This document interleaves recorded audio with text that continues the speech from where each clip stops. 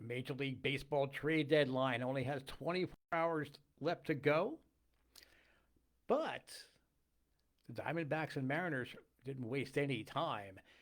D-backs picked up super closer Paul Sewald, probably the best late innings reliever left on the board at this particular point. He's going to Arizona. Arizona is giving up utility man Josh Rojas. I love me some Josh Rojas. And two really high ceiling, outstanding prospects. So the price tag was pretty stiff there for Mike Hazen in Arizona. Dominic Canzone was just outstanding during his 3-year career at Ohio State. Set a national record for 59 game on base streak. He's not found his stroke on a consistent basis so far in the minors, but certainly he is going to be a weapon long term in that Arizona Diamondbacks outfield. And then the other prospect is named Brian Bliss. Now he's a little guy. He's only 5'6", but he gets the job done as an infielder.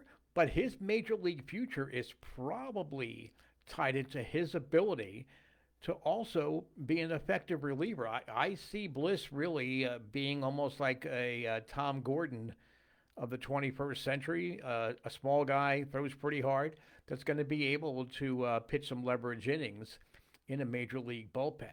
Now, Sewald, he's just another Mets castoff that has found greener pastures once they left Citi Field. They did not opt to re-sign him. The Mariners signed him to a minor league deal, and he converted that into 3 really terrific major league seasons. The last year and a half, he has been the primary closer in Seattle.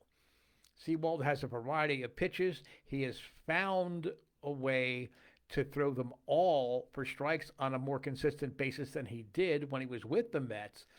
But the D-backs obviously think they can still contend in the NL West for a division title. At the very least, they're going to be able to keep themselves in the wild card hunt.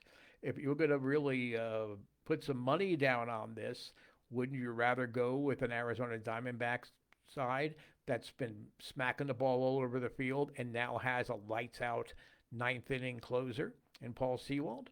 I would say so. I think they're going to be able to chase down the Giants and hold off any late rush that the Padres might be thinking about. You always hate to give up a prospect treasure trove like they did in a deal for a guy that technically is a free agent at the end of the season. No doubt that Mike Hazen's going to do everything he can to sign Sewald long term to secure future games won, not just down the stretch here, but in 24 and 25.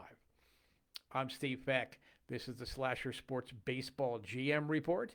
We'll be back a little bit later talking about trades that happened within the NL Central. And any big trade that happens between now and the trade deadline, we're going to try to jump on live as soon as we can so that you have an idea of what the real story might be.